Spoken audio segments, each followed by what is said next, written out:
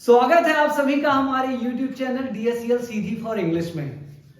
बच्चों, कल हम लोगों ने पढ़ा था यूज नो ऑब्जेक्शन टू का, जिसमें हमने पढ़ा था ऐतराज है, ऐतराज था, ऐतराज होगा। आज हम लोग पढ़ने जा रहे हैं बच्चों एक ऐसा रूल जिसकी हेल्प से हम अपनी मजबूरियों की या बाध्यताओं की बात करेंगे। कई बार आपने बोला होगा, यदि आपने ध्यान दिया हो, कि मुझे ये काम करना पड़ता है, मुझे वो काम करना पड़ता है, मुझे झाड़ू लगाना पड़ता है, मुझे पैदल कॉलेज जाना पड़ता है, मुझे सुबह ठंडी में उठना पड़ता है ना। तो ऐसे सेंटेंसेस जिनके लास्ट में पड़ता है, पड़ती है आते हैं, या फिर ना है नी है, आप ऐसा भी बोलते हो, मुझे कल ही सतना जाना है, मुझे फीस जमा करनी है, मुझे फॉर्म भरना है। तो ऐसे बच्चों सेंटेंसेस जिसमें पढ़ता है, पढ़ती है, पढ़ते हैं आता है, या ना है, नी है, ने है आता है, ऐसे सेंटेंसेस को इंग्लिश में बोलने के लिए, ट्रांसलेट करने के लिए हमें जरूरत पड़ती है हैज टू, हैव टू की। तो बच्चों आज हम पढ़ेंगे हैज टू, हैव टू का यूज। सबसे पहले हम देख लें इसका यूज हम किसके लिए करते हैं। लिखा हुआ है we use has to, have to for the compulsions और ऑब्लिगेशंस। हम इसका उपयोग मजबूरियां या बाध्यताएं बताने के लिए करते हैं। हिंदी सेंटेंस के लास्ट में बच्चों हमें मिलेगा, क्या मिलेगा हिंदी सेंटेंस के लास्ट में, आप देखेंगे पढ़ता है, पढ़ती है, पढ़ते हैं, या ना है, नी है, नहीं है। ऐसे शब्द आपको जब भी मिले तो ये पहचान हो जाती है हैज टू, हैव टू की। वहां में has to, have to use करना होता है।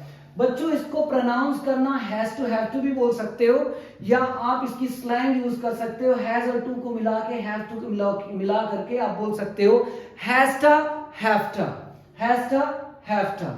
अब आइए सबसे पहले हम लोग देखते हैं अफर्मेटिव सेंटेंसेस।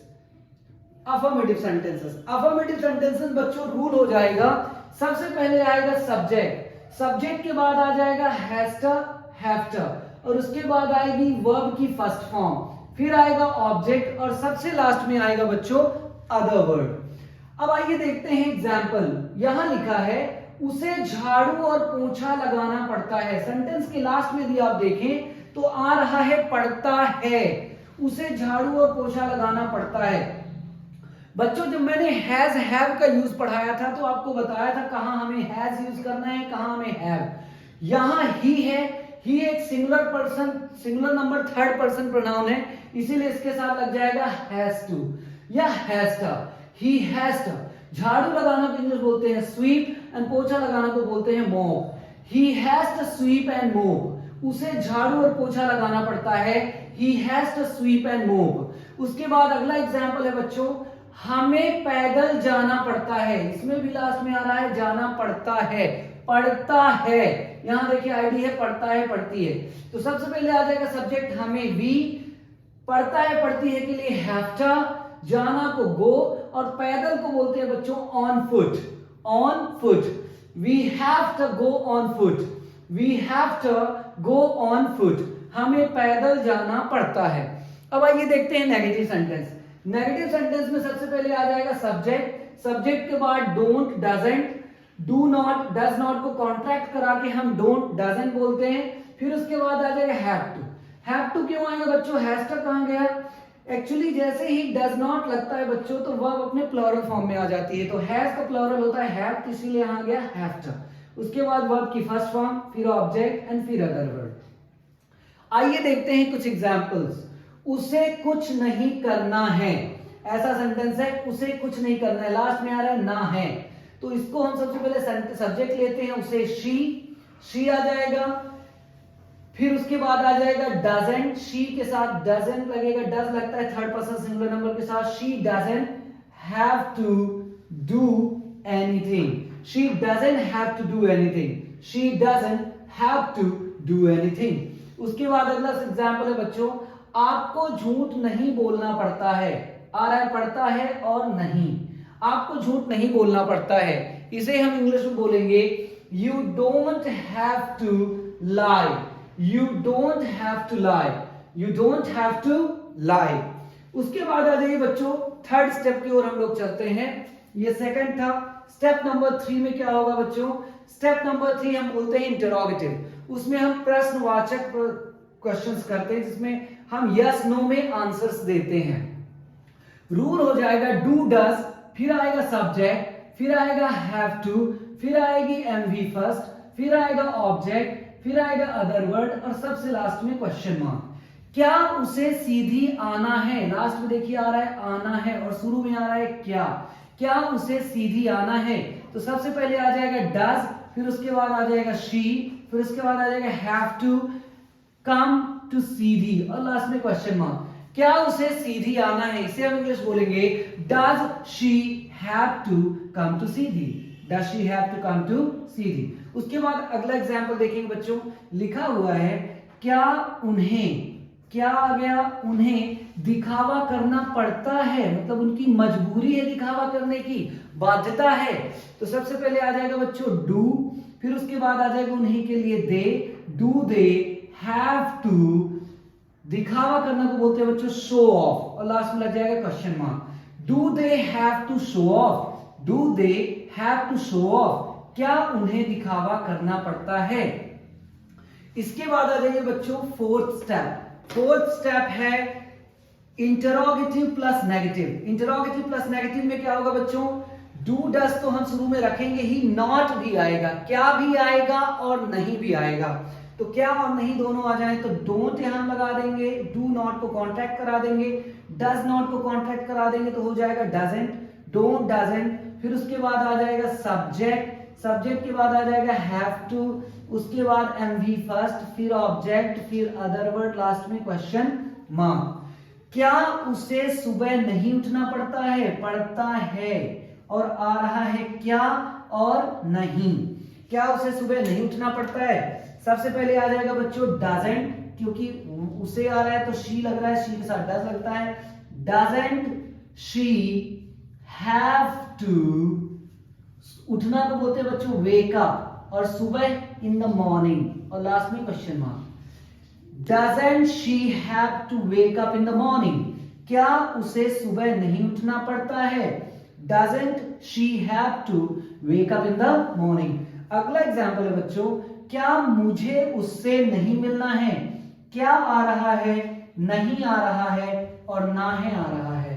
सबसे पहले आ जाएगा बच्चों डोंट, यहां लग जाएगा do not, don't I have to, don't I have to meet him और लास्ट में question mark. Don't I have to meet him, don't I have to meet him, क्या मुझे उससे नहीं मिलना है।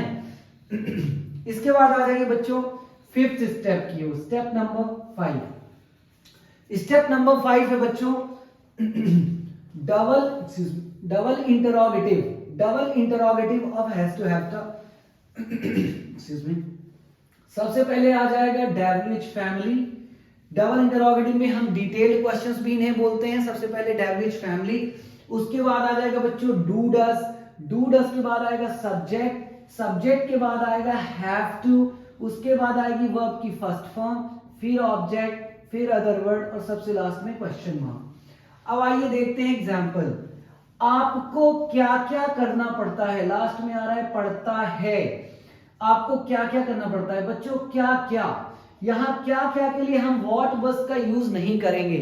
जब भी क्या क्या ऐसा कुछ आता है, क्या क्या खाना पड़ता है, क्या क्या बनाना पड़ता है, तो वहां बच्चों हम यूज करते हैं व्हाट के साथ ऑल का, एडवर्ब ऑल का यूज कर देते हैं। वो आपको क्या क्या करना पड़ता है, इसे हम इंग्लिश बोलेंगे what all do you have to do, what all do you have to do, आपको क्या क्या करना पड़ता है, what all do you have to do. उसके बाद अगला सेंटेंस है बच्चों, उसे क्यों अपमान सहना पड़ता है, उसे क्यों अपमान सहना पड़ता है। इसे इंग्लिश में बच्चों सबसे पहले क्यों के लिए हम यूज करेंगे व्हाई, उसके बाद आ जाएगा does, why does he have to bear insult, means होता है अपमान सहना। Why does he have to bear insult, why does he have to bear insult, why does he have to bear insult. उसके बाद है बच्चों double interrogative plus negative. Double interrogative negative में बच्चों क्या होगा, WH वर्ड्स तो आएंगे ही, साथ ही साथ बच्चों नहीं भी आता है। सबसे पहले आ जाएगा बच्चों WH फैमिली, WH फैमिली यहां आ जाएगी। उसके बाद डोंट डजंट का एग्जाम्पल, डोंट डजंट आ जाएगा। फिर आएगा बच्चों सब्जेक्ट, उसके बाद आएगा हैव टू के बाद आ जाएगी मेन वर्ब की फर्स्ट फॉर्म, फिर आएगा ऑब्जेक्ट के बाद अदर वर्ड और सबसे लास्ट में क्वेश्चन मार्क। आइए देखते हैं एग्जाम्पल। आपको क्यों काम नहीं करना पड़ता है? देखिए क्यों भी आ रहा है, नहीं भी आ रहा है और पढ़ता है तो आएगा ही, क्योंकि हम हैज टू हैव टू का यूज पढ़ रहे हैं। आपको क्यों काम नहीं करना पड़ता है? Why don't you. अब देखिए क्यों नहीं करना पड़ता, सबसे पहले आ जाएगा क्यों के लिए वाई, नहीं पड़ता है के लिए डोंट यू हैव टू, आपके लिए यू, वाई सबसे पहले आएगा, डोंट फिर आ जाएगा सब्जेक्ट यहां देखेंगे आपको तो आ जाएगा यू, फिर उसके बाद आ जाएगा सब्जेक्ट के बाद हैव टू रख देंगे हैव टू, फिर आएगी वर्ब है काम करना, verb question mark. Why don't you have to work? आपको क्यों काम नहीं करना पड़ता है? Why don't you have to work. उसके बाद लास्ट सेंटेंस है बच्चों, उसे कब फॉर्म नहीं भरना है? कब आ रहा है, नहीं आ रहा है और ना है। उसे कब फॉर्म नहीं भरना है? व्हेन, फिर आ जाएगा डजंट, डज नॉट बच्चों, doesn't he have to fill up the form. When doesn't he have to fill up the form? When doesn't he have to fill up the form? When doesn't he have to fill up the form? ठीक है बच्चों, आप चाहें तो इसका screenshot भी ले सकते हैं।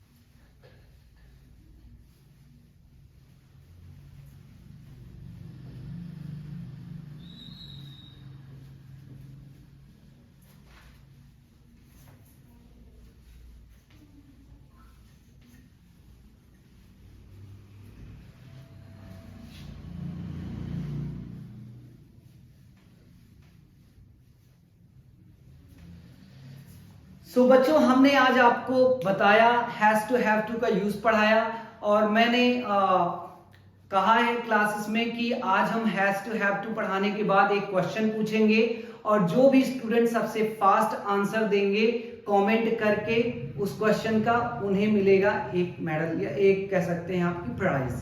तो हमारा क्वेश्चन ये है बच्चों, डबल इंटरोगेटिव प्लस नेगेटिव का सेकंड एग्जाम्पल क्या था?